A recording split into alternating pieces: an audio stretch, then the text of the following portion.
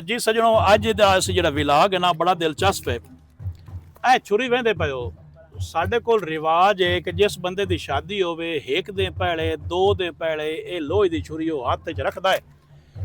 हैदर ਦੀ ਸ਼ਾਦੀ ਹੈ, ਇਹ ਛੁਰੀ हैदर ਤੇ ਕੌਣ ਦੇ ਗਿਆ ਹੈ?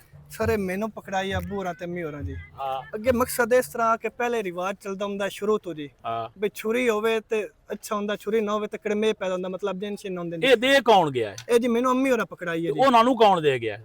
ਉਹਨਾਂ ਨੂੰ ਦੀ ਲੋਹਾਰ ਦੇ ਗਿਆ। ਕੰਮੀ ਤੁਹਾਡਾ ਲੋਹਾਰ ਜਿਹੜਾ कम्मी जी उस अपने लाग लाना जी। ਉਸ ਲਾਗ ਕਿਤਨਾ ਲਿਆ ਹੈ ਛੁਰੀ ਦਾ? सर कोई इलम नहीं कितना लिया, लेकिन उसनु खुश करना। ਜਿਹੜਾ ਲੋਹਾਰ ਹੁੰਦਾ ਨਾ, ਸਾਡਾ ਹਰ ਪਿੰਡ 'ਚ ਕਿ ਸਾਰੇ ਸਿਸਟਮ ਲੋਹਾਰ ਨਾਈ ਸਾਰੇ ਮੌਜੂਦ ਹੁੰਦੇ ਨੇ। ਲੋਹਾਰ ਦਾ ਕੰਮ ਸ਼ਾਦੀ ਤੇ ਹੁੰਦਾ ਹੈ ਕਿ ਉਹ ਛੁਰੀ ਬਣਾ ਕੇ ਦਿੰਦਾ ਹੈ, ਆਪਣਾ ਮੂੰਹ ਮੰਗਿਆ ਲਾਗ ਲੈਂਦਾ ਹੈ ਜੀ।